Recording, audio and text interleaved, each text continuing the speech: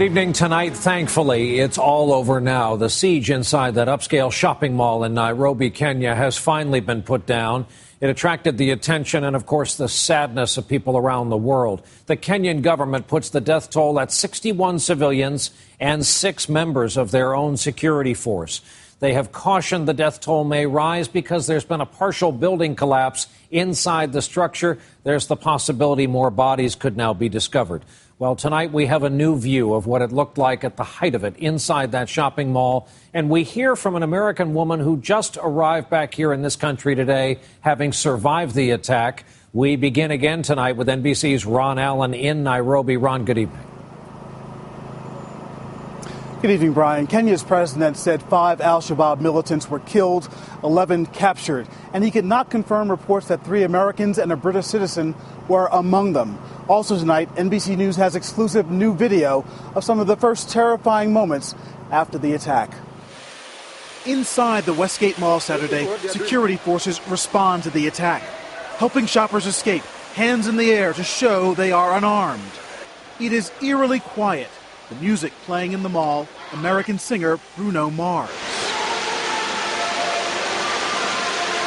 A family playing dead to avoid harm, afraid to move. Madame. A plainclothes officer reaches them and reassures them. Carrying the child, he helps them to safety. This morning, 3 days after the attack, government forces searched for any remaining militants. A mop-up operation, they called it, after days of terror. Late today, Kenya's president addressed the nation. We have been badly hurt and feel great pain and loss. But we have been brave, united, and strong. Kenya has stared down evil and triumphed.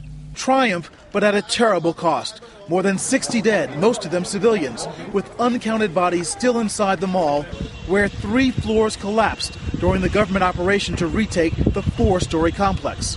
The Westgate Mall in northwest Nairobi, in part Israeli owned, was a high-end showcase of restaurants, movie theaters, and brand-name shops, Nike, Bose, Samsung. It was long seen as a potential terrorist target. In Saturday's attack, more than a dozen heavily armed militants stormed the crowded mall, using at least 2 entrances, opening fire, and barricading themselves in a supermarket. Amateur video capturing terrified shoppers there, running for cover. Dorcas Mwange hid in a store for 4 hours, texting her brother Robert outside, who told rescuers where to find his sister. At one point I'm like, I can't die, I'm not dying today, and I'm praying there, I'm praying the entire time. Images of fear and desperation this city did not want the world to see. Nairobi is one of the most modern cities in Africa, heavily dependent on tourism and international investment. Global corporations, diplomats, the UN, all here. So image-conscious local officials are very eager to try and convince the outside world the situation is well in hand.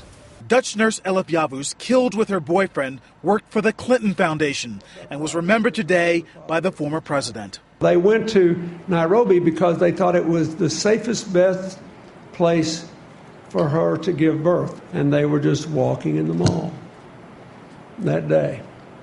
And they were both killed, along with the child. In Nairobi, the funerals have begun, including this one for a 16-year-old girl. There is no word to express what we are going through. We are deeply saddened by what has happened to every Kenyan, to every person, every family who has gone through this. And as this nation begins 3 days of official mourning, many questions remain. What happened to the hostages? Were they all rescued, or did some perish during the effort to free them? The president did not say.